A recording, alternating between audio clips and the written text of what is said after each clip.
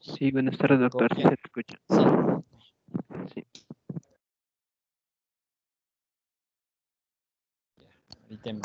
Ahorita empezamos.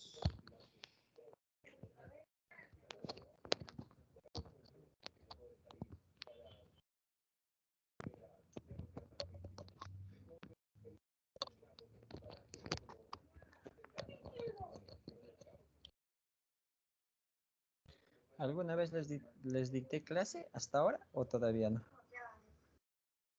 En práctico, sí, doctor. En práctico es la primera. En práctico solo con el grupo nomás, pues que hago prácticas, ¿no? Sí, doctor. Nada más. Antes no hay ningún curso, no hay ninguna curso. No,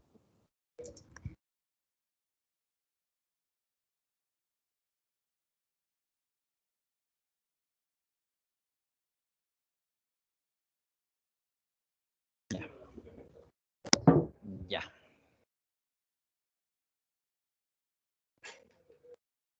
Bueno, entonces vamos a empezar.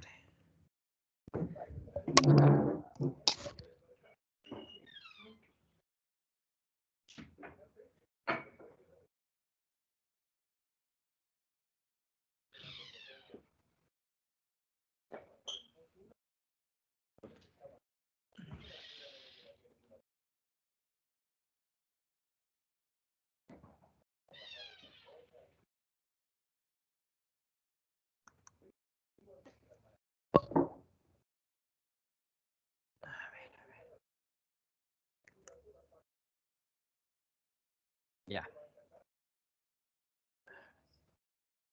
Bueno, soy el doctor Frank Quispe. Yo soy médico infectólogo con especialidad en enfermedades infecciosas y tropicales. Vengo trabajando en la universidad ya desde el año 2014, me parece. 14, 15. Yo también soy egresado de la Universidad del Centro. Y bueno, conmigo supongo que a partir de ahora nos vamos a ver en múltiples oportunidades, ¿no? Porque vengo apoyando en las prácticas y en teorías en todas las clínicas, ¿no? Clínica 1, 2, 3, 4. Y también soy responsable de la Cátedra de Enfermedades Infecciosas, que probablemente ustedes lleven al próximo semestre, ¿no? Si más no equivoco. Bueno, ¿se comparte mi PowerPoint? sí, doctor, sí se logra observar. Ya. Listo.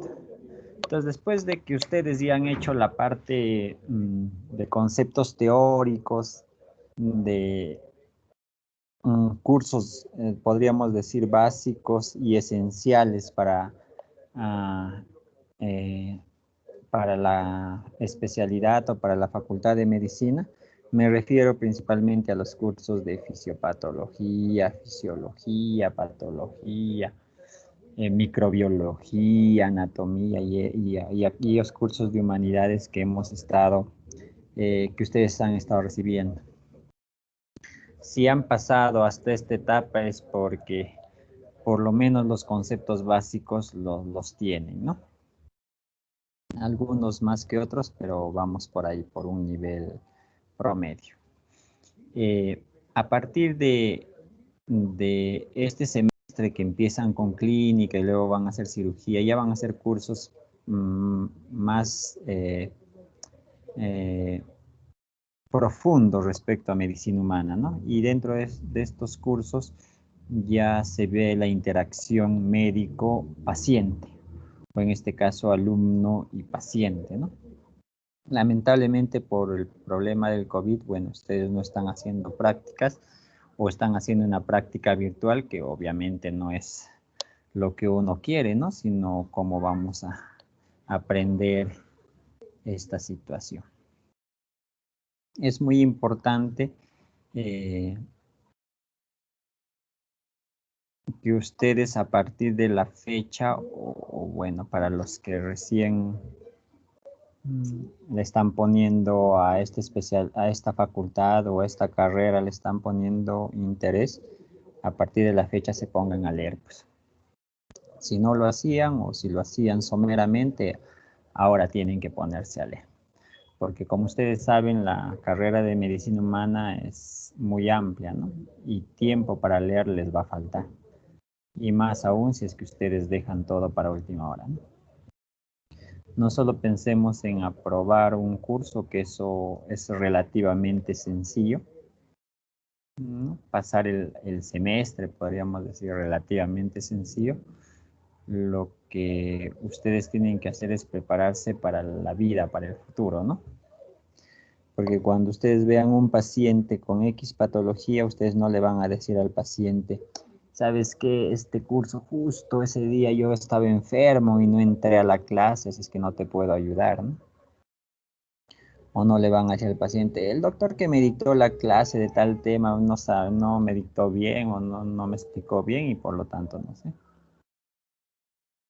Entonces, al final de que ustedes acaben la carrera, no van a tener justificación de temas que pudieron no haber hecho en todo este tiempo, que obviamente tienen que lograrlo con las capacitaciones, las clases y la lectura que ustedes tengan, ¿no? Y eso solamente se va a lograr estudiando. Cuando vemos ya a un paciente, es muy importante primero ser empáticos con el paciente, ponernos en lugar del paciente y también ganarnos su confianza del paciente para que nos pueda dar los datos correctos y con eso nosotros podamos o usar esas armas que tenemos para nosotros poder darle adecuados diagnósticos y adecuados tratamientos. De nada sirve que ustedes hayan leído, digamos, un tema, a ver qué tema podrían ya haber hecho. Bueno, todos los temas ya han hecho, ¿no? Con un tema de, digamos, hipertensión arterial. Se leen al revés y al derecho el tema de hipertensión arterial, se saben cuáles son las clasificaciones clínicas, cómo se diagnostica, saben el tratamiento, el último tratamiento en el mundo sobre esta enfermedad de hipertensión arterial, pero cuando llega su paciente, lo evalúan todo y ponen ustedes diagnóstico de hipertensión arterial, le dan ese tratamiento y el paciente no mejora. Y dicen, ¿por qué? Si se supone que yo soy el más en hipertensión arterial, le da el tratamiento para hipertensión arterial y el paciente no ha mejorado. En cambio, viene otro médico que hace una buena historia clínica, evalúa al paciente y ve que no es una hipertensión arterial, sino era una crisis, no sé, una crisis convulsiva, digamos, o otra enfermedad. Entonces, por más que tú le des el mejor tratamiento cuando no es la enfermedad, no va a mejorar, pues. Y ese llegar al diagnóstico solo depende de la práctica que ustedes hagan. Depende de la relación médico-paciente y de cómo ustedes van ganando las competencias cuando tienen al paciente enfrente. Probablemente esa sea la diferencia actual entre los alumnos de las facultades de medicina de otras universidades y los alumnos de la facultad de medicina de la Universidad del Centro. Si comparamos en quién lee más, probablemente los alumnos del centro tengan más tiempo para leer y por lo tanto lean más. Pero si preguntamos quiénes hacen mejor práctica y tienen mejor empatía, mejor desarrollo de los diagnósticos, probablemente los alumnos de San Marcos o de Cayetano les van a llevar una amplia ventaja, porque ellos están casi todo el día en un hospital, evaluando al paciente, haciendo diagnósticos diferenciales, X cosas, ayudándole al interno, al residente o al médico. Por esta coyuntura obviamente no se puede hacer, pero la idea es que cuando volvamos a hacer prácticas ustedes puedan adquirir esas competencias. Entonces es importante eso, porque también uno, por ejemplo, puede ponerse a leer el libro, no sé, pues enfermedad del río Nilo, digamos, ¿no? Que es una fiebre que se produce justo en esa zona por la transmisión de un vector. pero sí, probablemente ninguno de nosotros o un muy pequeño porcentaje va a viajar al río Nilo. Por lo tanto, ¿de qué sirve leer esa enfermedad? Si acá el tipo de pacientes que vas a manejar son totalmente diferentes. Pero, por ejemplo, Bartonella o la enfermedad de Carrión es una enfermedad de Perú, pues, ¿no? Claro, de otras zonas, no de Huancayo, pero de zonas muy cercanas a Huancayo. Entonces sería inconcebible que ustedes no sepan sobre la enfermedad de Carrión, su diagnóstico y tratamiento. Y eso es lo que pasa cuando tú conversas con los alumnos de las facultades de San Marcos, Cayetano. Ellos están al tanto de las enfermedades que nos aquejan a los peruanos y en eso están bastante preparados. Y de otras enfermedades que son de fuera, bueno, saben lo básico, podríamos decir muy poco, ¿no? Y eso les ayuda pues que al final en los exámenes de residencia, de internado, ellos nos saquen una ventaja, pues. Ya, ahora sí, hablando del tema de historia clínica, después del introductorio hablamos de la historia clínica. La historia clínica es lo más importante en el proceso de hacer medicina. De esta historia clínica depende de que tú puedas ayudar a un paciente. El objetivo del médico es ayudar al paciente, ¿no? Ya sea curándolo, ya sea tratando sus síntomas, ya sea solamente dándole un apoyo moral, podríamos decir, pero si es que no tenemos una historia clínica buena, es mentira que hagamos medicina, pues. Y hacer una historia clínica buena, no hay un libro que te diga, ¿sabes qué? Esto es el proceso, cómo tienes que hacer eso, lo logran en la práctica. Si bien es cierto, la historia clínica ya está definida, las partes de la historia clínica, pero los datos que contiene la historia clínica, ustedes lo van a lograr en la práctica. Y el diagnóstico también lo van a lograr en la práctica. Entonces, lo único que tiene que ser de acá en adelante es ustedes empezar a eh, intentar practicar tal vez con la familia, con vecinos que puedan tener alguna patología X, hacerles una historia clínica. Pues lamentablemente no pueden ir a un hospital para que hagan historia clínica a un paciente, pero tienen que hacerlo mientras tanto a personas cercanas a ustedes. Y la historia clínica, como ustedes saben, tiene sus pasos o tiene sus partes, digamos, ¿no? Una de esas partes es, por ejemplo, lo que conocemos nosotros como la anamnesis, ¿no? Y la anamnesis está compuesto por la filiación, que es una parte, ¿no? Y la enfermedad actual, que es otra parte. Entonces, dentro de la filiación, nosotros pedimos datos personales del paciente, ¿no?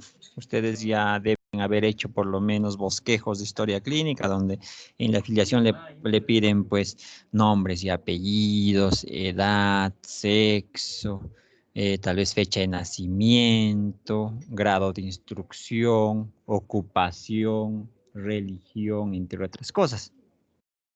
¿Cierto? Entonces la parte de filiación es un poquito de absolver los datos generales del paciente. Datos que son importantes para el diagnóstico de una enfermedad. En esta filiación, una de las cosas que siempre trae, de alguna manera, errores, podríamos decir, o dificultades, es cuando ponemos procedencia y lugar de nacimiento.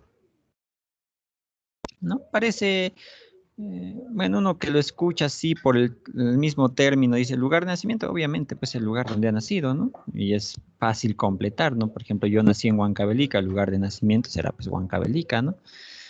Y procedencia viene el lugar de donde viene el paciente, ¿no? De donde viene o donde está radicando, donde está viviendo actualmente. Por ejemplo, yo procedo del Tambo Huancayo, ¿no? Y vivo en el Tambo Huancayo desde el 2015 más o menos. Son 5 5 años más o menos que procedo de allá, ¿no? Entonces, es importante que ustedes remarquen ahí en procedencia, tener en cuenta el tiempo y el lugar específico, ¿no? Como les decía yo, el Tambo, Huancayo, si quieren ser más específicos, pueden poner hasta la dirección, porque el Tambo es grande, pues, ¿no? Y obviamente Huancayo aún más. Esto es importante porque, por ejemplo, si vive en Lima, un paciente que viene de procedencia le ponen Lima. Lima, ¿cuánta población tiene? Más o menos 8 millones de habitantes, ¿no? En Lima hay zonas donde hay alta incidencia y prevalencia de tuberculosis. Por ejemplo, el centro de Lima, ¿no? Donde está el Cerro San Cosme, donde está el Agustino, esas zonas tienen alta incidencia o prevalencia de tuberculosis. La zona del norte, ¿no? De Lima, o el cono norte también, en las zonas de, ¿cómo se llama? Los Olivos, ellos tienen alta prevalencia de enfermedades metaxémicas, por ejemplo, dengue. Entonces, solo decir que procede de Lima es muy vaga esa respuesta. Tenemos que especificar un poco la zona. Y otros, por ejemplo, que viven en Surco, en Miraflores, ¿no? No, en un paciente que vive de Miraflores, no vamos a pensar en las mismas patologías que un paciente que viene del Cerro San Cosme, ¿no? Los dos son Lima, pero son diferentes situaciones. Entonces, por eso es muy importante que en procedencia ustedes especifiquen bien el lugar de donde procede ese paciente. Y otra cosa es el tiempo también. Por ejemplo, si yo viviera en la selva hace un mes, mi lugar de procedencia, ¿de dónde será? ¿De la selva o será de Huancayo? De la selva, ¿no? Porque de la selva estoy viniendo, ¿no? Pero es diferente estar en la selva 30 días que estar en la selva 5 años, por ejemplo. No es lo mismo, ¿no? Porque probablemente ese que ya está 5 años ya ha desarrollado dentro de ese tiempo muchas enfermedades tropicales y ya es como que inmune a muchas de ellas. A diferencia de un paciente que recién está un mes en la selva, es muy probable que pueda tener recién las enfermedades tropicales. Entonces, la procedencia, el tiempo que vive en ese lugar y el lugar específico tiene que ser detalladamente explicado en nuestra historia clínica. Los otros datos son un poco más sencillos, ¿no? Una cosa también, por ejemplo, es la religión, ¿no? Uno puede poner religión católica, otros ponen religión protestante, por ahí testigos de Jehová, o mormones, que hay diferentes tipos de religión, pero por ejemplo los testigos de Jehová dentro de su política no aceptan transfusión de sangre. A veces uno le pone en religión, testigo de Jehová. ¿Listo? Y tú le preguntas al paciente, y señor o señora, en el caso de que usted necesitara transfusión de sangre, ¿usted aceptaría? Y ese testigo de Jehová te dice sí. En mi caso sí, doctor, si es que hay la necesidad me pone. Pero puede ser otro testigo de Jehová que este es un poco más pegado a su religión y te dice, no, a mí hasta por más que esté en mis últimas, no me transfunden sangre. Entonces, eso también es importante detallar, ¿no? Uno solamente pone testigo de Jehová y después al día siguiente uno asume que un testigo de Jehová no recibe sangre y el paciente necesita, digamos, está con una anemia de 5, necesita sangre, pero como es testigo de Jehová, ya no se hace el trámite y al final le preguntas al paciente y el paciente, sí, yo sí acepto que me transfundan sangre, por ejemplo, te dice, sería algo cruel, inhumano cometer ese error, ¿no? O ese problema solamente por no haber preguntado al inicio. Entonces tenemos que detallar ahí, ¿no? Situaciones especiales, por ejemplo, en religión, por ejemplo, en procedencia, como les había mencionado. Estos son los datos de filiación. También en los datos de filiación se pone pues la fecha del cual ingresa al hospital y se pone también la fecha de elaboración de la historia clínica, ¿no? Y el responsable de quién, el responsable, también se pone el responsable de quién hizo la historia clínica, pero el responsable de quién está al cuidado de ese paciente.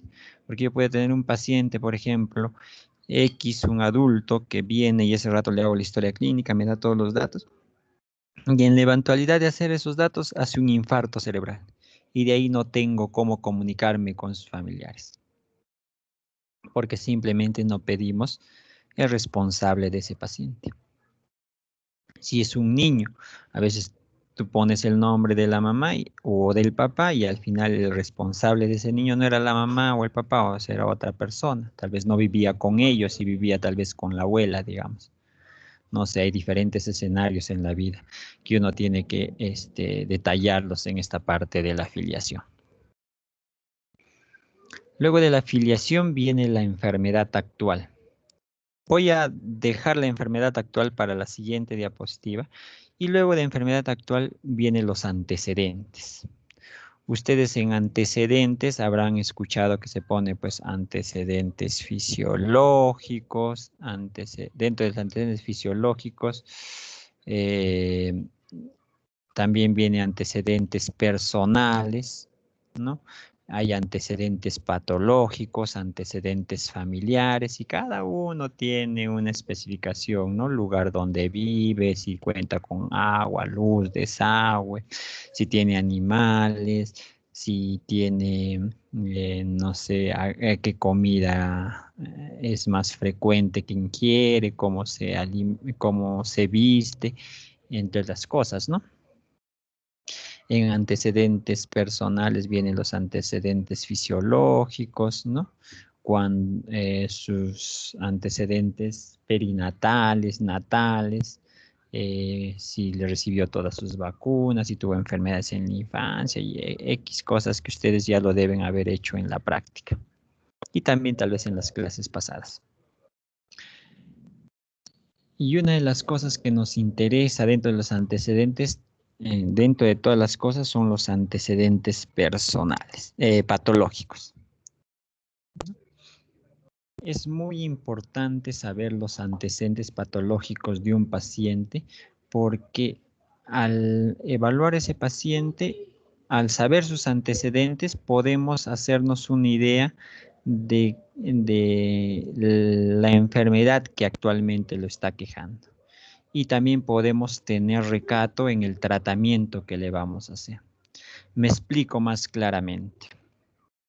Si viene un paciente de 70 años sin antecedentes que ha desarrollado una neumonía, probablemente pues mi tratamiento va a ser el tratamiento para una neumonía adquirida en comunidad con una dosis tal vez de un antibiótico, digamos ceftriaxona, ¿no?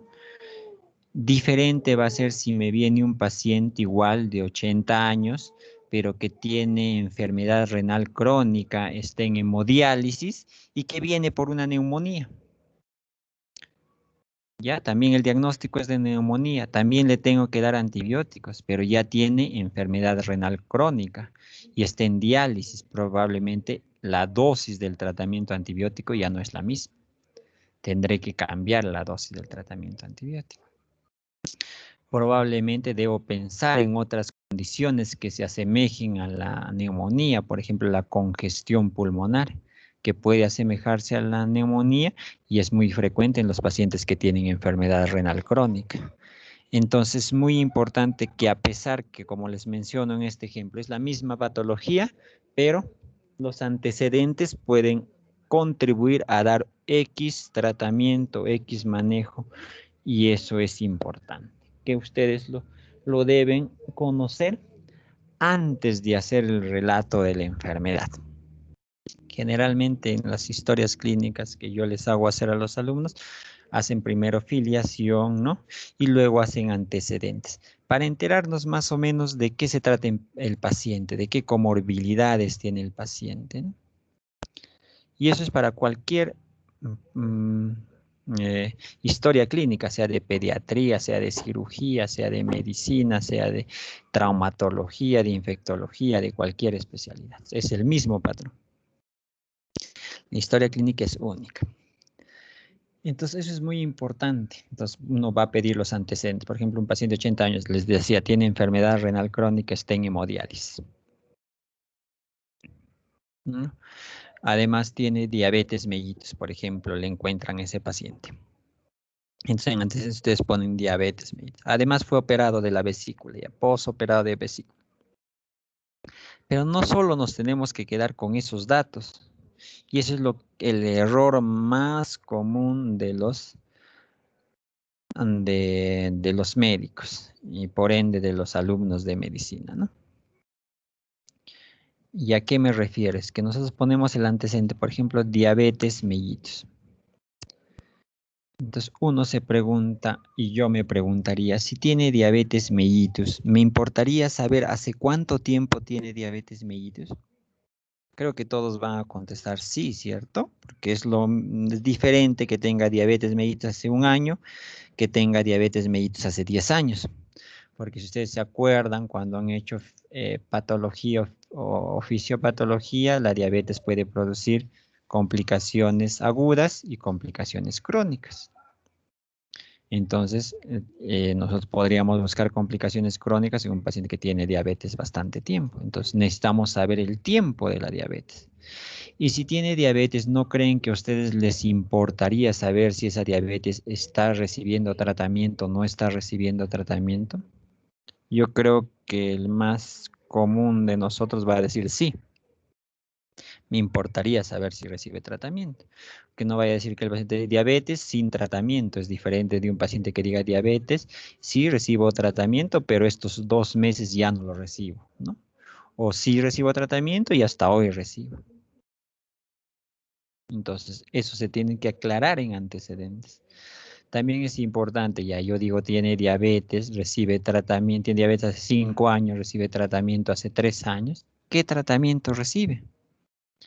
Porque él te puede decir, ¿sabes qué? Yo tomo mi chicha morada en la mañana y en la noche para la diabetes, bueno, es para la hipertensión, lo que dicen, ¿no? En la medicina tradicional. O para la diabetes puede decirte, no, ya no como harinas, ese es mi tratamiento que yo recibo. Y eso es, también tenemos que aclararlo, si ese tratamiento es médico o es solamente dietético, podríamos decir, en el caso de diabetes. Y si es médico, ¿qué tratamiento recibe? Recibe medicación bioral, recibe medicación endovenosa o subcutánea. Por ejemplo, la diabetes, ustedes se acuerdan, porque deben haber revisado ya en patología, en fisiopatología, el tratamiento, uno de los tratamientos es la insulina, por ejemplo, ¿no? Entonces es diferente un paciente que recibe insulina de otro paciente que reciba los antidiabéticos orales, como la metformina, por ejemplo, ¿no? Las sulfonilurias o otro medicamento. Eso también se tiene que aclarar. Entonces, no queda antecedentes patológicos. En antecedentes patológicos, diabetes mellitus, hipertensión, asma, tuberculosis. No, tienes que detallar un poco más. Diabetes mellitus hace 5 años con tratamiento con insulina. Su último control fue en el hospital tal por el servicio de endocrinología. ¿No? Es diferente un paciente con diabetes que va a sus controles cada mes con un paciente con diabetes que va a sus controles cada 5 años, solamente cuando se acuerda. Es diferente. Entonces eso tienen que aclarar ustedes. Paciente con antecedente de tuberculosis que recibió tratamiento 2 meses en comparación de un paciente con tuberculosis que recibió tratamiento 6 meses. Es súper diferente. Entonces tenemos que aclarar eso en antecedentes. Y probablemente muchos de ustedes no aclaran eso en antecedentes, los que ya han hecho historia clínica. Y mis alumnos de práctica también he visto algunos errores por ahí que hemos estado estamos intentando corregir. Entonces eso es muy importante. Listo, entonces se debe detallar, como ustedes ven acá en la diapositiva, el tiempo de la enfermedad, forma de diagnóstico, porque el paciente te puede decir, esto es bastante común, yo tengo osteoporosis, por ejemplo. Un abuelito te dice, yo tengo osteoporosis. Y le preguntas, ya, tú le pones ahí antecedentes, osteoporosis. Después le preguntas, ¿y qué recibes para la osteoporosis? Y te dice nada.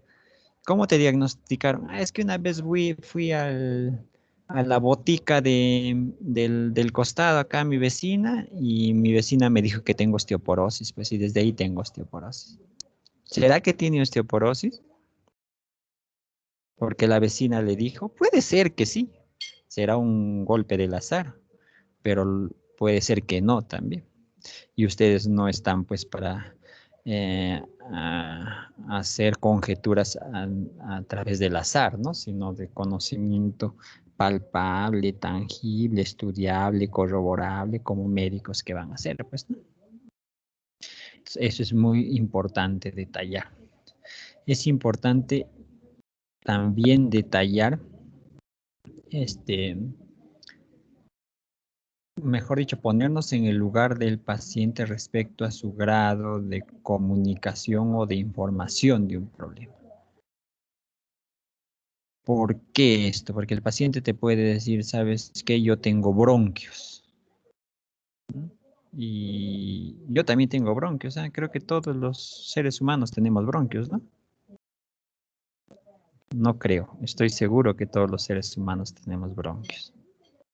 Pero ¿a qué ellos le llaman bronquios a algunos pacientes? A un proceso respiratorio caracterizado por tos, ¿no? Que podría ser una bronquitis, por ejemplo, que es diferente. Pero ellos te dicen, yo tengo bronquios. Entonces tenemos que, cuando te dicen eso, empezar a preguntar a qué se refiere con bronquios y escarbar en a qué le llama bronquios.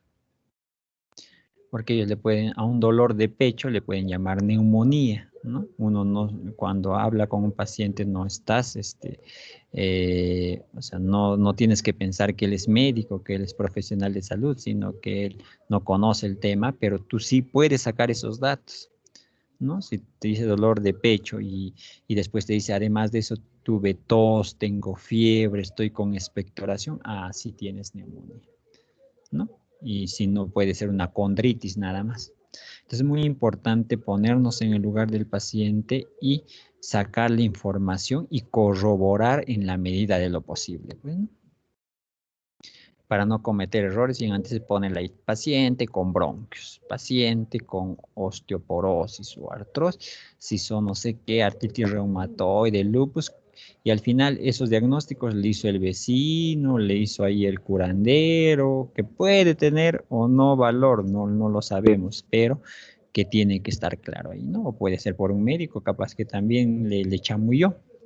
Porque sucede eso también, uno va, un paciente va a un médico y el médico, le chamulla, pues, no sabe qué es, le dice, ay, así tienes esto, vas a tomar esto. Y al final nunca tuvo ese problema. Y eso se ve mucho en los hospitales, ¿no? Para salir del apuro el médico por no saber sobre una enfermedad, como que le sale por la tangente, le explica otra cosa y bueno, sale del problema en ese momento y al final el paciente se queda con ese diagnóstico y al final nunca lo tuvo. Entonces, eso hay que tener muy claro antes o cuando se saca la información. Porque de esto va a depender tu diagnóstico de tu enfermedad actual. Hasta ahí me están escuchando, necesito escuchar, saber si están presentes. Sí, Sí. Escuchando. sí, doctor. ¿Sí?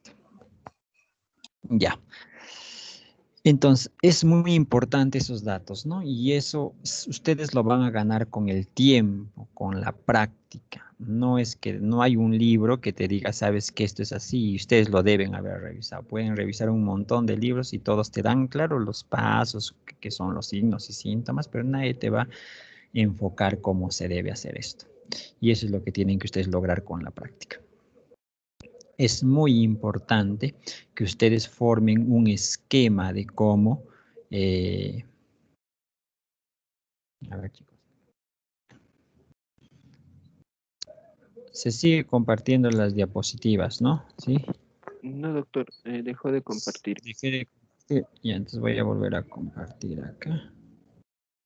Un ratito. No sé qué machuque. Ya, ahora se comparte. Sí, ahora sí, doctor. Entonces, es muy importante que ustedes desde ahora tengan una forma de hacer sus historias clínicas, tengan un proceso de cómo van a desarrollar sus historias clínicas, porque si no pasa lo siguiente también. Uno no se adecua o no trata de memorizar este proceso y por ejemplo en filiación pone pues no nombre, edad, civil, religión y todo eso. Y en la otra historia clínica pone nombre, apellido, edad, ya no pone edad, sexo, sino se pasa a religión, ocupación y de ahí fecha de ingreso, persona responsable, de ahí ve, ahí, me faltaba recién poner grado de instrucción u otra cosa. Siempre ya tienen que tratar de tener un orden. Igual en antecedentes, ya antecedentes vamos a poner primero, antecedentes fisiológicos, tal cosa, tal cosa, tal cosa. Luego antecedentes personales, ya vive en tal sitio, tal. Antecedentes patológicos, tal cosa, tal cosa. Antecedentes familiares, tal cosa, tal cosa. Igual va a ser para el examen físico, como vamos a ver también, creo ahora, o no sé si en otra clase. Igual también, tienen que ser un proceso. Empezamos por la cabeza, ya de la cabeza empezamos a evaluar, luego evaluamos cuello, luego evaluamos tórax, tórax incluye pulmón, obviamente, ¿no? Luego abdomen, tórax, pulmón, pulmón, corazón, luego abdomen, luego de abdomen genitourinario, luego miembros inferiores. Entonces vas haciendo un orden. Porque si ustedes no practican desde ahora, están haciendo y se van a olvidar cosas. Y de ahí terminan, ay, esto me olvidé preguntar, tengo que volver al paciente. Y están otra vez rellenando. Pues van, están haciendo su diagnóstico, ay, esto no le pregunté, tengo que volver al paciente. Y entonces, por el hecho de no lograr eso en la práctica, empezamos a olvidar, a dejar de preguntar cosas que al final son muy importantes. Entonces, cada escuela de medicina, ¿no? Hablo, por ejemplo, de Cayetano y San Marcos, tienen sus metodologías de cómo enseñar a hacer la historia clínica. Lamentablemente, el centro todavía no tenemos una escuela, probablemente por la diversidad de docentes que venían trabajando acá. Les recomiendo que ustedes hagan su propio esquema, ¿no? Por ejemplo, yo en mi esquema, ustedes están viendo lo que estoy pintando, ¿no? ¿Sí? ¿Se ve? Sí, doctor, sí. Entonces, por ejemplo, yo en mi esquema, en este lado, vamos a insertar. Entonces, en este lado, yo pongo todos los antecedentes del paciente. Entonces, a veces hago como fichas de exposición. No sé si antes ustedes hacían en colegio tal vez sus fichas de exposición. Entonces ahí yo pongo todos los antecedentes, hipertensión arterial. Luego, en este otro costado, pongo los datos de filiación del paciente. Y de alguna manera ya cada uno va haciendo más resumidos sus historias clínicas, ¿no? Y en filiación pues yo pongo los datos positivos nomás, ¿no? Lo que yo le pregunto todo, pero en el papel ya escribo solo los datos positivos, ¿no? Y luego de eso, en este lado,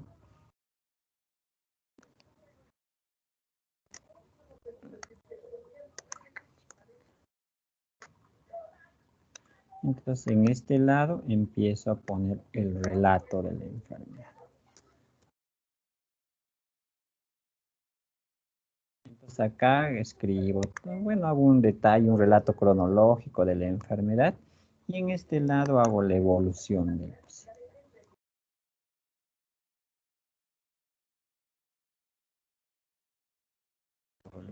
El relato de la enfermedad incluye el diagnóstico al final, ¿no?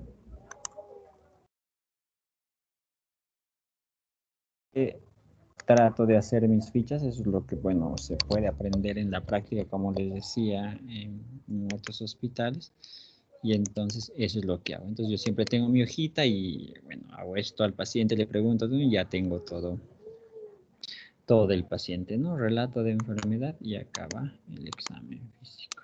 Ya es un examen físico preferencial, pues, ¿no? O sea, de las cosas, pues tú lo evalúas todo, pero ya vas rellenando en este proceso, ¿no? Entonces a veces se ve mucho en el internado. El interno, por ejemplo, tiene 12, 14 camas para evaluarlos, ¿no? Entonces viene el médico y le digo, ya, infórmame sobre el paciente de la cama 320, digamos, ¿no? Entonces, ese rato no vas a decir, no me acuerdo, no, sino ya que tienes tus fichas, y entonces con esto te vas a recordar, ¿no? A veces en gestantes tenemos que ver 30, 40 pacientes, entonces tienes que recordar. Es un proceso que vas a a lograr poco a poco, pues, ¿no? Ya, seguimos. Entonces, es muy importante, como les decía, esta parte, antecedentes. Luego, uno, si es que hace bien este proceso, tiene asegurado hasta el 90% del diagnóstico de la enfermedad. Ya. Solo hacer un buen relato de la enfermedad te asegura hasta el 70-80% de tener un buen diagnóstico, sin hacer el examen físico. Si esto lo haces bien, y estás 70-80% seguro de que vas a llegar al diagnóstico. Si lo haces mal, o sea, ya mejor ya dedícate a otra cosa. Entonces, la enfermedad actual tiene sus partes, ¿no? Ustedes habrán visto acá tiempo de enfermedad, forma de inicio, curso, ¿no? Y relato de la enfermedad. Entonces, ustedes ya han hecho historias clínicas, o por lo menos están intentando hacer historias clínicas, ya saben esos procesos. Yo voy a detallarme solamente a cosas que generalmente veo dificultades, y eso es lo que vamos a tratar de aclarar. Entonces, saber el tiempo de enfermedad de un paciente en realidad es un arte. Y no dicen que la medicina, aparte de ciencia, es un arte, y es un arte realmente. Para un paciente, por ejemplo, yo ahorita me fracturo la mano, cuando voy al hospital, pues en el tiempo de enfermedad está súper fácil, pues no, me dan tiempo de enfermedad 2 horas, pues no, porque la fractura fue un evento súbito, ¿no? No voy a poner 5 días mi tiempo de enfermedad si me fracturé ahorita, ¿no? A lo menos que me haya fracturado hace 5 días y recién vaya al hospital, ¿no? Pero es más o menos fácil.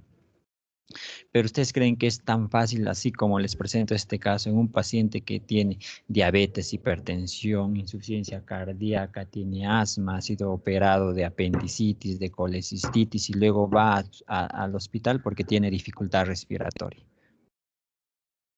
Tiempo de enfermedad y ya la vas a pensar, ¿por qué? Dificultad respiratoria siempre la tenía porque tenía insuficiencia cardíaca, había tenido tuberculosis, sino que la dificultad respiratoria empeoró los últimos días. Entonces, poner el tiempo de enfermedad ya se pone un poquito más complicado. Y eso ustedes, como les vuelvo a repetir, en la práctica lo van a lograr. Entonces, tiempo de enfermedad. Es muy importante que ustedes detallen y tengan el tiempo de enfermedad. Generalmente el tiempo de enfermedad es un dato que ustedes ponen al inicio, pero luego cuando hacen el relato de la enfermedad tienen que corregirlo porque generalmente hay un error. Entonces, luego viene el relato de la enfermedad. El relato de la enfermedad es lo que te cuenta el paciente con su terminología, con sus palabras de lo que está sufriendo, ¿no? Un relato cronológico a través del tiempo de los signos y síntomas hasta el día que busca atención de salud. Como dice acá, debe realizarse un relato cronológico de signos y síntomas. Signos y síntomas. Acuérdense bien eso. Por favor, signos y síntomas. ¿Ya? Entonces, por ejemplo, yo, bueno, vamos a pensar en un paciente con neumonía, por ejemplo. Paciente inicia hace 3 días con fiebre, por ejemplo. ¿No? Después empiezo a hacerlo más complejo ya, pero con fiebre, tos, dificultad respiratoria.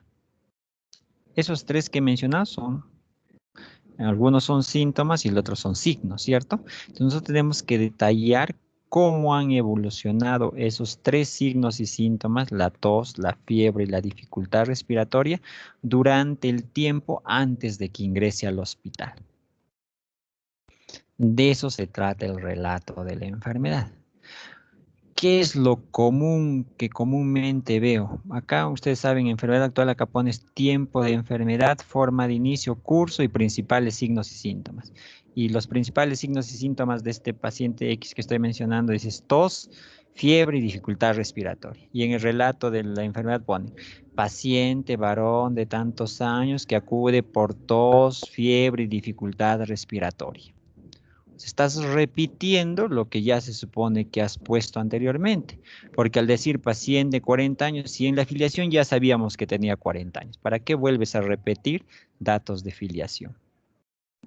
Que ingresa por tos, fiebre y dificultad respiratoria. Si en principales signos y síntomas ya hemos puesto que tiene fiebre, tos y dificultad respiratoria, ¿no?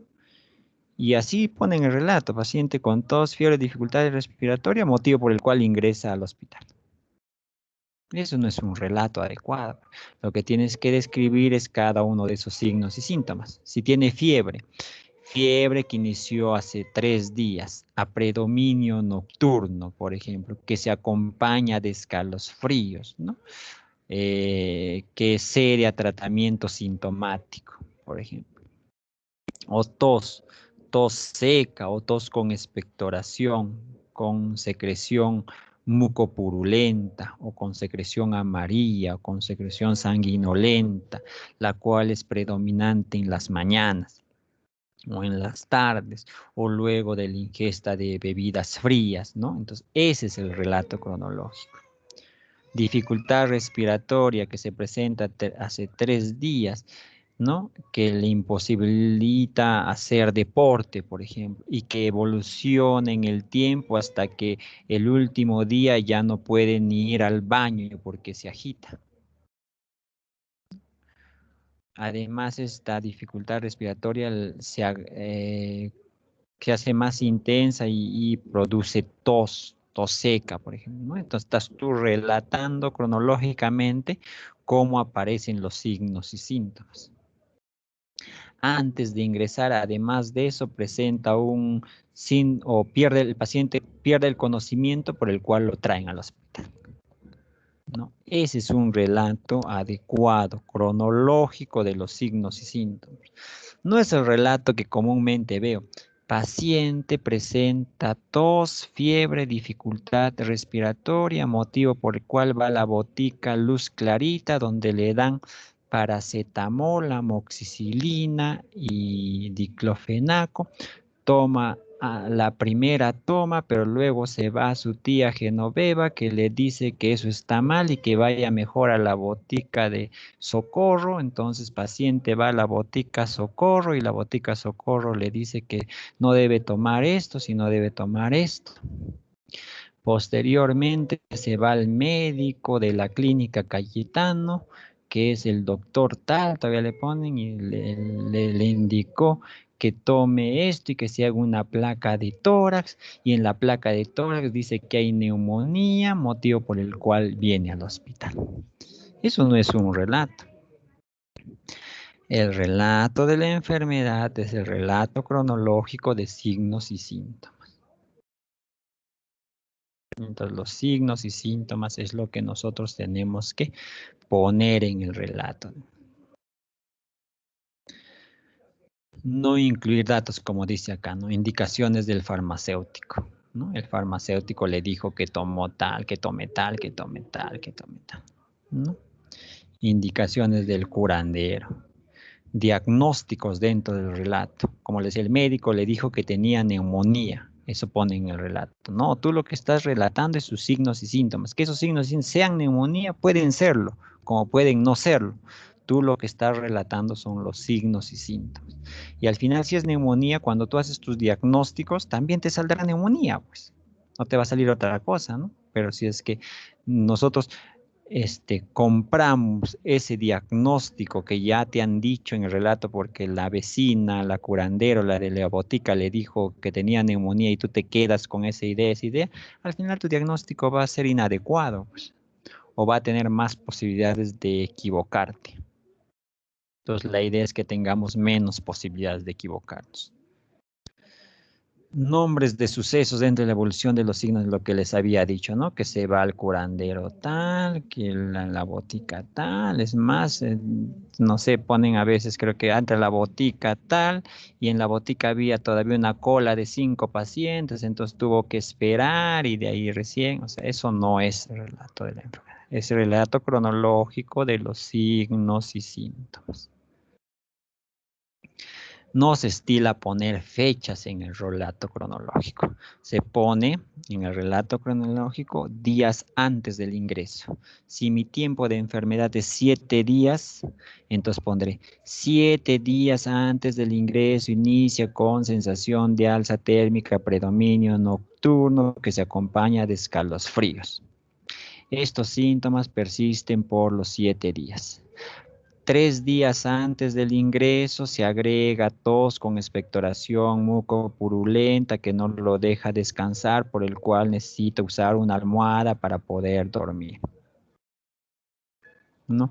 Un día antes del ingreso el paciente se pierde el conocimiento, motivo, o una hora antes del ingreso el paciente pierde el conocimiento, motivo por el cual es traído al hospital. Entonces pones días antes del ingreso. Si el tiempo de enfermedad es 5 años, pues se pondrá 5 años, ¿no? Pero vas a hacer un relato corto, no te vas a poner 5 años, 4 años, 9 meses, 4 años, 8 meses atrás, 4 años, 7 meses atrás, y así te vas a acabar 20 hojas haciendo el relato. No. Sino vas reduciendo con capacidad de síntesis, aclarando cómo evolucionan esos signos y síntomas, pues, ¿no? Si el tiempo de enfermedad es 5 años, pero dentro de esos 5 años solo está con diarrea, por ejemplo, pondrás, pues hace 5 años presenta diarrea, la cual persiste hasta ahora, ¿no? Las características, obviamente, de la diarrea y todo eso, ¿no? Y si se asegura un síntoma, será, pues hace un año se agrega, hace un año he notado que ha bajado de peso más o menos 30 kilos, ¿no? Y ya está. Entonces estás resumiendo, sintetizando los datos que estás trayendo del paciente. Entonces, eso es lo que ustedes tienen que poner en el relato de la enfermedad. Si ustedes hacen eso bien, ya tienen, como les decía, el 70-80% del diagnóstico. Luego del relato de la enfermedad viene el examen físico, ¿no? Y el examen físico te va a dar ese 15 a 20% que faltaba para el diagnóstico, ¿no? Si haces un buen examen físico, tienes asegurado el 15% del diagnóstico, sin haber hecho el relato de la enfermedad. Entonces, la mayoría de los médicos, lo que menos les importa es hacer el relato, sino van referente al examen físico. Y por eso tenemos muchos errores, pues. Lo examinan, no preguntan cómo está y después sacamos diagnósticos que al final no tienen, que el paciente no tiene. Entonces es importante, por lo tanto, todo lo que les he mencionado antes. Y en el examen físico nosotros ponemos pues, funciones vitales, funciones biológicas y hacemos un examen físico, ¿no? Que también ustedes tienen que tener un orden, ¿no? Empiezan desde cabeza hasta pies, y ese es el mejor orden, creo, pero van detallando ahí cada uno, ¿no? Ya se supone que en el transcurso del curso van a empezar a evaluar, pues deberían empezar a evaluar pulmones, corazón, y entonces cómo se hace un examen físico para cada órgano, ¿no? Abdomen, cómo se evalúa vaso, hígado y todo eso. Eso es lo que deberíamos hacer en la práctica, ¿no? Pero ahora no se puede, así es que ustedes tendrán que ver videos, tutoriales, información de este tema. Entonces, una vez que hemos hecho el examen físico, hemos hecho el relato de la enfermedad, tenemos los antecedentes, vamos a pasar a los diagnósticos. Allá, vuelvo acá atrás. Entonces, antes de olvidarme una parte. Entonces, por ejemplo, acá, yo le estoy haciendo el relato de la enfermedad de un paciente X, me dice que tiene 3 días de enfermedad, ¿no? Que está con dolor abdominal, digamos, y además está con estreñimiento, ¿no? Y fiebre, vamos a poner eso. Nos está relatando y de ahí cuando lo estamos escuchando lo que habla, y luego le hacemos el examen físico y por ahí vemos que sus conjuntivas están bien amarillas. Y uno dice, oye, está ictérico este paciente. Y después le preguntas al paciente y vuelves al relato. Oye, pero al señor o la señora, ¿no? Pero veo tus ojitos amarillos. ¿Y hace cuánto tiempo están amarillos? Ah, no, doctor, mis ojitos amarillos ya están hace 3 meses. Y tú habías puesto en enfermedad actual, pues 3 días. Hay chispas, entonces ahí hay un error, sino que el paciente no le hizo caso a esa ictericia, no le pareció algo importante. Que no le parezca al paciente que es algo importante no quiere decir que no sea algo importante para la enfermedad que estás diagnosticando, ¿no? Entonces le preguntaste y dice, hace 3 meses tengo los ojos amarillos. Y de ahí le vuelves a preguntar, sí, doctor, hace 3 meses tengo los ojos amarillos, tengo acolia y eventualmente dolores abdominales en tal zona, te dice. Y he bajado de peso, pues, más o menos 3 kilos en ese tiempo. Ay, pero no se supone que tenías 3 días de enfermedad de esto, no, pero eso también me ha pasado. Entonces, al final era un cáncer de cabeza de páncreas y no un cólico abdominal por una colecistitis que se pensó tal vez en un inicio. ¿Por qué? Porque nos ayudó el examen físico y los datos que vamos obteniendo. Entonces, por eso es importante que esto sea adecuadamente hecho, ¿no? Entonces ahí dices, ay, chispas, no era 3 días, entonces corregiré acá, era 3 meses de tiempo de enfermedad. El relato está mal, entonces acá 3 meses antes inicia con ictericia, que además de dolor abdominal eventual, el cual el paciente no le toma importancia, pues, ¿no? Pero hace 3 días presenta tal cosa. Ah, ya, entonces cuando vemos que está ictérico 3 meses, ya pienso en otras patologías, pues. Por ejemplo, un cáncer, como les decía. Entonces, por eso es muy importante el relato de la enfermedad y el examen físico, pues, ¿no? Entonces, una vez que tú haces eso, ya viene el diagnóstico. Entonces, ya vas la parte final. Como tú has hecho todo bien, has hecho el examen físico, los antecedentes y el relato de la enfermedad bien, vas al diagnóstico. Entonces, va a ser un diagnóstico adecuado. Para hacer un diagnóstico adecuado, tienes que hacer primero un diagnóstico sindrómico. ¿Qué pasa? ¿Qué es lo común que veo en los alumnos? El diagnóstico, hacen su relato, todo diagnóstico, le ponen, por ejemplo, infección de tracto urinario. La infección de tracto urinario no es un diagnóstico sindrómico, es un diagnóstico nosológico. Otros más acusados ya le ponen neumonía por estreptococo neumoniae. Ya lo vio al estreptococo en el examen físico y en el relato de la enfermedad. ¿Por qué? Porque leyó que la primera causa de neumonía es el estreptococo neumonía, entonces ya le pongo estreptococo neumonía, pero no es así, pues. Y puede ser que no sea una neumonía, ¿no? Y puede ser que no sea una infección urinaria, pero como tú ya le pusiste en el diagnóstico de frente, ese diagnóstico nosológico, ese diagnóstico etiológico, vas a cometer errores, pues. Porque tu plan de trabajo va a ser dirigido a los diagnósticos. Entonces, si tú has puesto un diagnóstico de infección de tracto urinario, ¿qué yo le pediría para una infección de tracto urinario para confirmar el diagnóstico? Bueno, le pediré un examen de orina, le pediré un urocultivo. Y si el examen de orina me sale normal y el urocultivo también me sale negativo, oye, ¿qué pasó? ¿Era una infección urinaria o no era una infección urinaria? Ah, no, si no era un síndrome doloroso pélvico. Porque en el relato así, o sea, el relato te condicionaba eso, pero si no, que yo dije que es infección urinaria, pues, ¿no? Entonces, si era un síndrome doloroso pélvico y al final fue una EPI o una enfermedad pélvica inflamatoria, ¿no? O una neumonía, le ponen neumonía por estreptococo, una neumonía adquirida en comunidad y el paciente le toman su cultivo, sus rayos X y no parece neumonía, pues, y era una insuficiencia cardíaca que se había descompensado. O congestiva le llaman, ¿no? Cuando se llena el pulmón de agua. Y entonces al final tú le estás tratando para una neumonía que nunca va a mejorar con tu tratamiento. ¿Por qué? Porque los diagnósticos lo hiciste mal. Entonces, por eso tienen que hacer bien su relato, su examen físico, sus antecedentes, y de ahí empiezan con diagnósticos sindrómicos. Entonces un paciente puede tener varios síndromes. Por ejemplo, uno podría ser síndrome febril. El otro sería síndrome de dificultad respiratoria. El otro podría ser síndrome consuntivo, por ejemplo. Ya tienes 3 síndromes, digamos, ¿no? Pero ahí también hay que aclarar algunas cosas. El síndrome febril, la fiebre puede ser aguda, puede ser persistente, ¿no? Es diferente. No es lo mismo que un paciente tenga fiebre 3 días que un paciente tenga fiebre un mes, ¿no? Causas de fiebre aguda, si le preguntaría al delegado, supongo que me va a decir 100 causas de fiebre aguda, ¿no? Y si le pregunto a otro de sus compañeros causas de fiebre persistente, también me dará unas 100 causas de fiebre persistente, ¿no? Entonces, son diferentes, no van a ser las mismas. Por ejemplo, ¿la tuberculosis produce fiebre aguda o fiebre persistente? Ah, produce fiebre persistente, ¿no? El lupus produce fiebre aguda o fiebre persistente.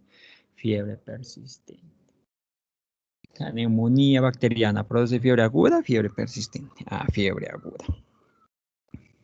Entonces tienen que aclarar ahí. Bueno, síndrome febril agudo.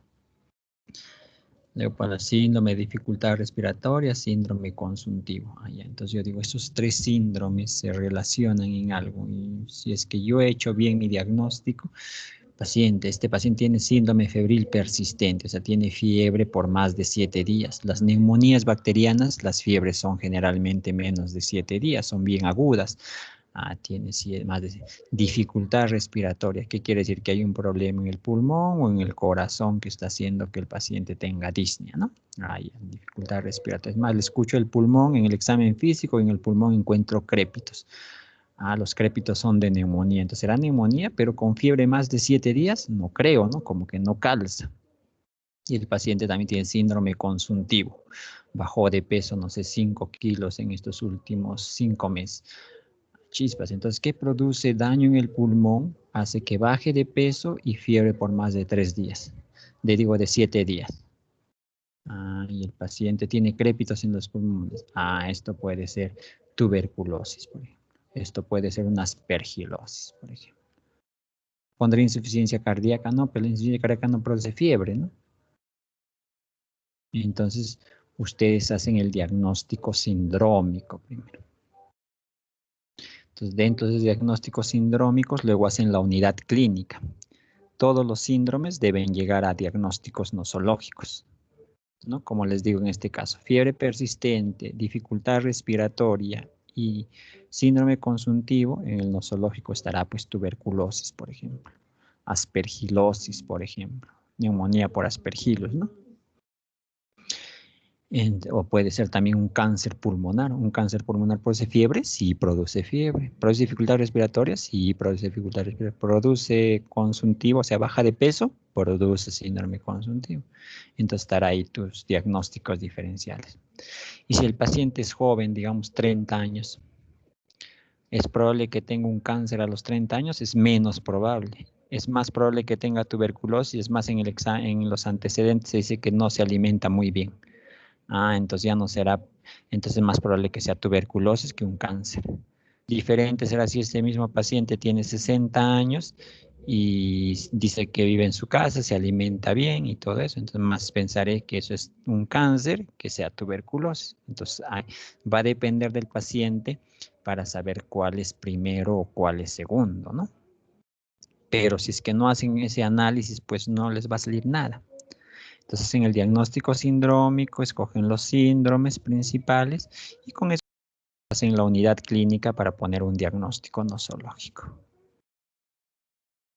Entonces, luego del diagnóstico nosológico, ya pues tenemos un probable diagnóstico. Todos estos diagnósticos nosológicos van a ser probables. El sindrómico sí es definitivo, pues es un síndrome que está presentando. Nosológico es probable, porque puede que no sea o no sea. Por ejemplo, en este caso les decía, la tuberculosis, aspergilosis y cáncer de pulmón. Uno de esos 3 podrá ser, ¿no? No sabemos cuál, pero no es que estamos tratando indistintamente a cualquiera.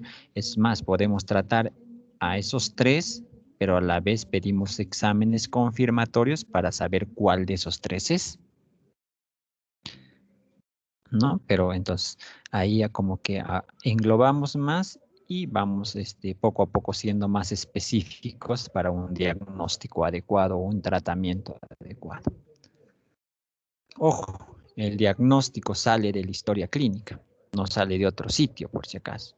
que veo en las historias clínicas que hacen en práctica, hacen todo chévere, su relato de enfermedad, todo eso ponen en paciente, todos esos síntomas, ¿no? Y en diagnóstico dice, que ponen enfermedad de Good-Pasteurs, ponen.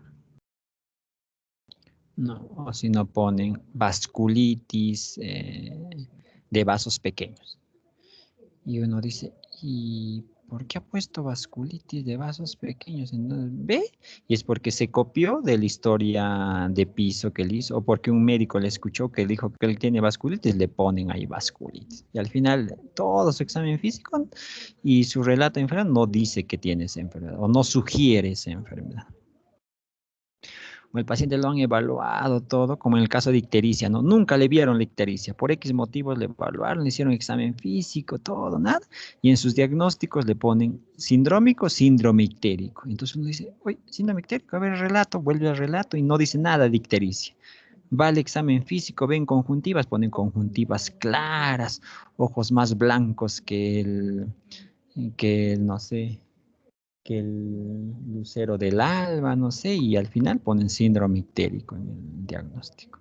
Entonces, esto tiene que ser un proceso. El diagnóstico sale de la historia clínica, no es que es inventado, sale de, del oscurantismo, ocultismo, sale de la historia clínica. Y como les decía, un buen relato asegura un 70% del diagnóstico.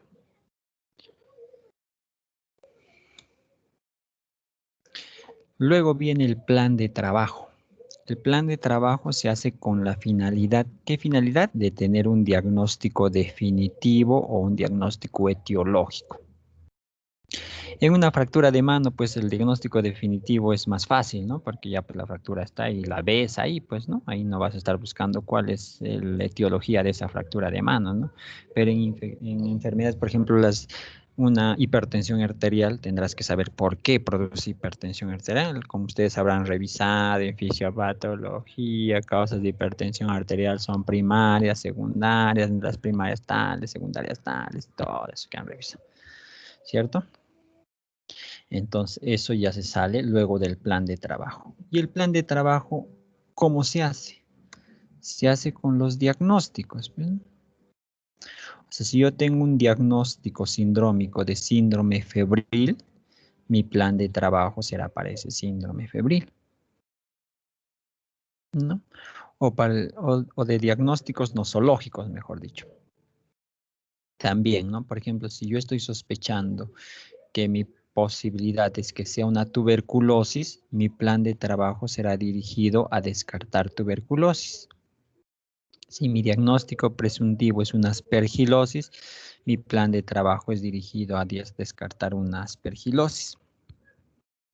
Si mi diagnóstico presuntivo es un cáncer de pulmón, mi plan de trabajo va dirigido a descartar un cáncer de pulmón o a esas 3 enfermedades que les menciono. No puede ser que ustedes ponen en diagnóstico nosológico, ponen descartar tuberculosis, descartar cáncer de pulmón. En el plan de trabajo se solicita resonancia de cerebro. ¿Qué tiene que ver la resonancia de cerebro si nuestro plan de trabajo y nuestra enfermedad que estamos buscando es otra cosa? ¿No? El plan de trabajo es un proceso que nos va a ayudar a confirmar el diagnóstico definitivo. Entonces tienes que estar dirigido a nuestros diagnósticos. ¿No? Tenemos descartar, por ejemplo, neumonía, ponemos. Y dentro de nuestro plan de trabajo le pedimos perfil hepático, glucosa, urea, creatinina, perfil de coagulación, le pedimos perfil tiroideo. ¿Qué tiene que ver el perfil tiroideo con la neumonía que estamos pensando? A menos que tus posibilidades diagnósticas también esté pues un hipotiroidismo, hipertiroidismo, una cosa así, ¿no? Pues ahí le pedirás, pues, ¿no? Pero eso tiene que condecir lo que está en tu plan de trabajo con lo que has puesto en tus diagnósticos nosológicos, pues. Eso no es que se hace por hacer, por eso es un proceso. Y para eso es lo que se van a preparar estos 7 años y luego cuando hacen la residencia, 3 años más, algunos 4, todos estos 11 años que van a estar estudiando es para que hagan un buen diagnóstico y un buen plan de trabajo. Si queremos diferenciarnos del resto y sobresalir, tienen que tener un buen diagnóstico y un buen plan de trabajo.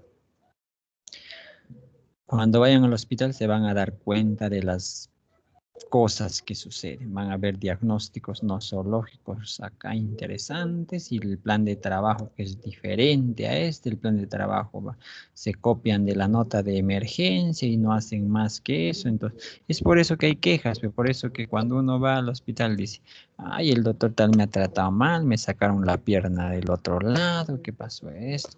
Justamente por eso, porque no hacemos el proceso bueno.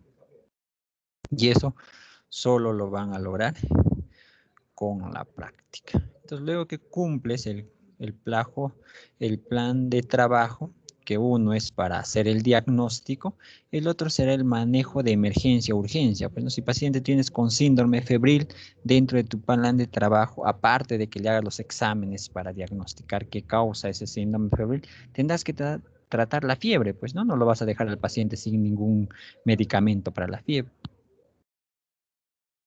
Mientras sabes, obviamente, el diagnóstico definitivo, ¿no? Entonces también incluye un manejo de emergencia o urgencia, ¿no? Dependiendo del paciente. Y luego que cumples el plan de trabajo, ya vas a poner tus diagnósticos definitivos y diagnósticos etiológicos. Esto es lo que yo recomiendo, diagnóstico sindrómico nosológico, luego eso, pero también hay otra forma de hacer diagnóstico, que es por problemas. Entonces acá ya pones los problemas nomás. Acá un problema, por ejemplo, insuficiencia respiratoria. Segundo problema, ictericia. Tercer problema, anemia. Cuarto problema, fiebre. Y con esos problemas luego tú haces el diagnóstico nosológico. Y pones ahí qué patologías producen fiebre, anemia, ¿no? Dificultad respiratoria. Es muy parecido, pero en vez de síndromes pones problemas. Y de ahí sigues al diagnóstico nosológico. Algunos docentes lo enseñan de esa manera. La idea es que el que ustedes quieran aplicar, lo empiecen a practicar y se les vuelva un hábito para que no tengan errores. Cuanto más lo practiquen, menos posibilidad de errores. Y de eso se trata la medicina, que leamos más y más y más y estén más capacitados con la finalidad de tener la menor probabilidad de equivocarnos. Nos vamos a equivocar, pero la idea es que eso sea lo mínimo posible. Y ahí acabamos, chicos. ¿Todos copiaron hasta este momento o no? Sí, ¿no? Sí. ¿Preguntas? ¿Dudas? Para terminar la clase. Doctor, en caso si se hace un diagnóstico sindrómico, mm, se coloca, por ejemplo, síndrome febril, luego síndrome de dolor, luego así otro síndrome más, doctor, o simplemente es un síndrome el más característico o algo así, esa parte No, se ponen todos los síndromes más importantes. Un paciente puede tener 5 síndromes, 8 síndromes, 10 síndromes. De ellos tú puedes escoger los 3 más resaltantes, ¿no?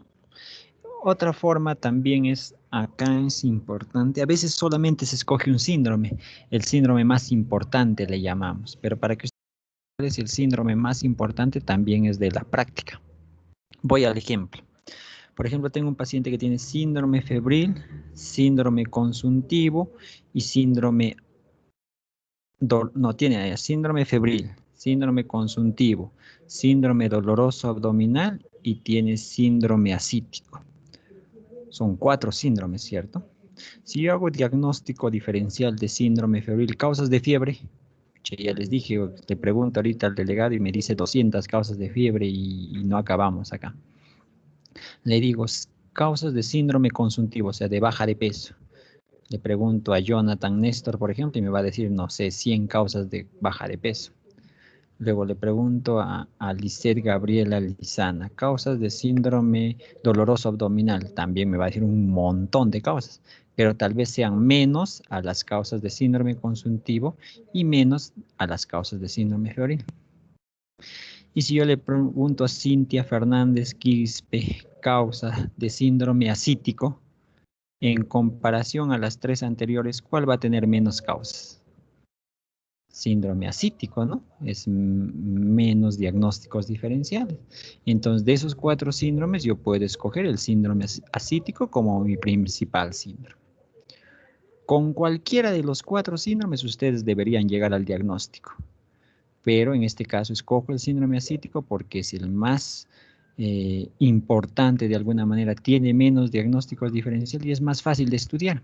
Porque en el síndrome ascítico, ¿qué quiere decir? Que hay líquido en el espacio peritoneal, ¿no? En el peritoneo. Y yo puedo sacar ese líquido y estudiarlo y tener el diagnóstico. Y en cambio, para fiebre tendría que tomar hemocultivo, le tendría que tomar tomógrafo. O sea, causas de fiebre, pues hay hasta por medicamentos, hasta porque uno se estresa, hace fiebre. Tendría que hacerle un examen de estrés y todo. Uf, pues nunca acabaría, ¿no? En cambio, de ascítico es más fácil. Entonces, por eso escojo este síndrome. Entonces, también ustedes pueden escoger el síndrome más importante y de ese síndrome empezar a hacer su disquisición diagnóstica. Eso, como les digo, con la práctica lo van a poder lograr. Claro, John. Sí, doctor, me quedó claro. Ya. ¿Alguien más? ¿Preguntas? Doctor, buenas ¿Dudas? tardes. Tengo una pregunta. Dime. En el caso del relato, tienes que describir signo por signo. Sí, tienes que describir los signos y síntomas, hacer un relato Eh, cronológico de los signos y síntomas. y puede ser desde lo que el primer signo más importante o es en el orden que quieras. Es en el relato cronológico, desde el más antiguo hasta el más nuevo. Que puede ser en un tiempo de un mes, por ejemplo. Los signos y síntomas fueron fiebre, tos y dificultad respiratoria. Pero la fiebre solamente estuvo presente los 3 primeros días. Entonces pondrás, paciente 30 días antes del ingreso inicia con sensación de alza térmica, la cual le dura 3 días y hace las características, pues no, que era en la noche, en el día, no sé, que duró 3 días. Listo, ahí acaba tu fiebre. Luego 15 días antes del ingreso aparece dificultad respiratoria, la cual persiste hasta la actualidad, ya vas describiendo, ¿no? Es desde el más antiguo al más nuevo, ¿no? Y hay que cuidarnos de los artefactos, pues, ¿no? Los artefactos me refiero a datos que el paciente te da, que al final no eran tan importantes. Por ejemplo, está contando, ¿no? Que tiene signos de una neumonía, ¿no? Tos, fiebre, ¿no? Dificultad respiratoria. Y por ahí te mete no, también me dolía mi dedo gordo de mi pie. Pero tomé un paracetamol o no sé, un analgésico y me pasó. Y tú le ves el dedo gordo de su pie y no tiene nada, pues.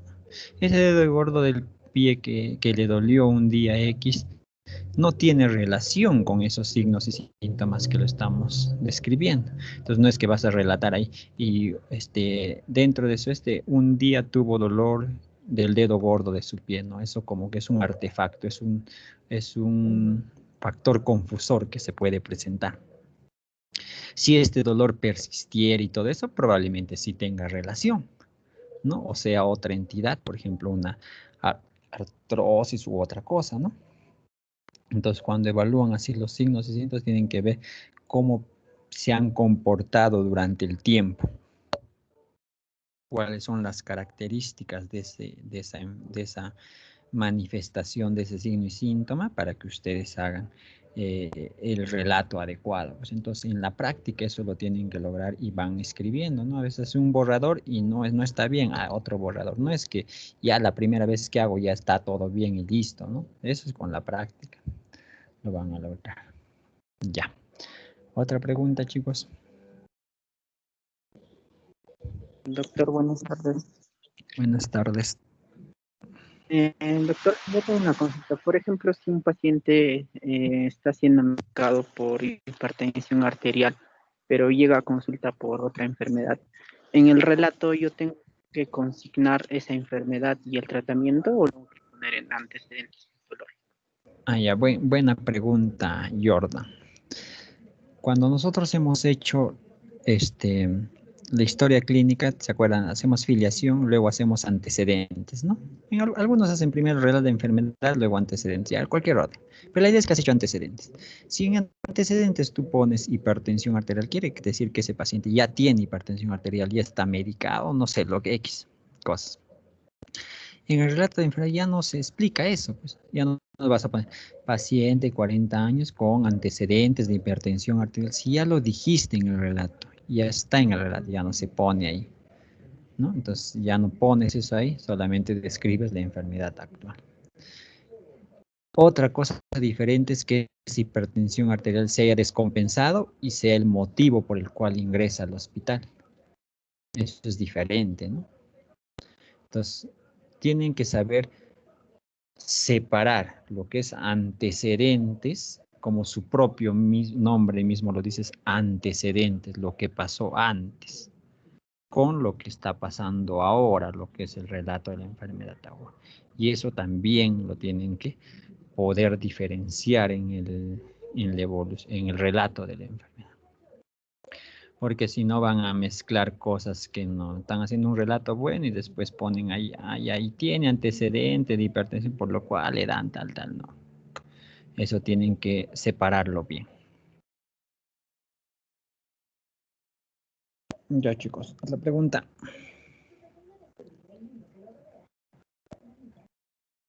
Sí, buenas tardes, doctor. Una Ya. pregunta. Estaba revisando algunas historias clínicas y algunas hablaban sobre una anamnesis por sistemas, pero voy ¿qué diferencia hay entre hacer una anamnesis por sistemas y un examen físico por sistemas? Hay dos formas de hacer bueno, hay un examen físico que le dicen por sistemas y otro examen físico que es ¿cómo le dicen? Examen físico, ¿cómo es? ¿Por aparatos? ¿Es examen físico localizado, creo le llaman? Cualquiera de los dos podrían usar. Cualquiera de los dos. ¿Cuál es el que de alguna manera recomiendo o de alguna manera más fácil? Es el que le hagan localizado. O sea, empiezan, por decía, por cabeza, ¿no? Si van a hacer cabeza, bueno, obviamente van a ver ojos, van a ver nariz, van a ver boca. Luego van a tejidos, a cuello, igual van a ver tejido celular subcutáneo, ¿no? Van a ver garganta, van a ver lesiones en la piel, tórax, como les digo, en ese orden. Pero si haces por sistemas también, ¿no? Por ejemplo, sistema osteomuscular o osteoarticular y haces y empiezas a detallar, también es una forma de hacerlo. En realidad ahí sí es al cual tú te adecuas más fácilmente. No hay una dirección de decir este es y el otro no se hace o este tiene sus desventajas por esto, ¿no? Sino es al cual más te adecuas tú dentro del examen físico. ¿Alguna otra pregunta? Doctor, una consulta. Buenas Dime. Lo que le quería consultar es, por ejemplo, un paciente llega a emergencias por cualquier enfermedad y le dan un tratamiento en esa parte y posterior a eso se complica y le mandan a otro servicio, ¿verdad? Y yo tengo que yo estoy en ese servicio y tengo que hacer la historia clínica. ¿En qué parte de mi historia iría la medicación o el tratamiento que se le ha asignado en la parte de emergencias? Cuando ustedes hacen el relato de la enfermedad, ustedes hacen el relato de la enfermedad hasta el día que ingresa al hospital. O sea, cómo evolucionaron los signos y síntomas, en este caso que tú preguntas, hasta cuando llegó a emergencia. Después de que ha llegado a emergencia y le hayan hecho cualquier cosa, ya eso ya no va en relato de la enfermedad, eso va en evolución. Que esa parte no le hemos puesto acá en la historia porque la evolución ya es otro proceso, no es es parte del seguimiento del paciente. Entonces, siempre que hagan el relato de la enfermedad, es hasta el día que llega al hospital, hasta ahí. Ya después de eso ya no. ¿Por qué ya no? Tiene su explicación esto, porque como tú mismo lo has dicho, si llega la emergencia y en emergencia le pusieron 1000 medicamentos, el curso clínico de su enfermedad ya cambió, pues, ¿no? O bien paró, o bien empeoró, o bien se fue estacionario, pero ya no está la misma evolución que debía tener. Entonces eso puede hacer que se equivoquen en los diagnósticos, porque ya se le medicó al paciente. Por eso el relato se hace hasta el momento del ingreso al hospital. Ahora, de que ingresó al hospital en adelante y es como parte de la evolución. Y ahí ustedes pondrán, pues porque después de este plan de trabajo sigue la evolución. De lo que les puse ahí en la última diapositiva, plan de trabajo, de ahí sigue la evolución. Entonces ahí pondrán, pero dentro de la evolución recibió X tratamiento, respondiendo, teniendo mejoría o no teniendo mejoría, ¿no? O el paciente hizo un infarto, hizo un paro cardíaco, pero ya es dentro del hospital de la evolución. Entonces no es considerado para la historia clínica de inicio, ¿no? Sino para la evolución. Otra pregunta.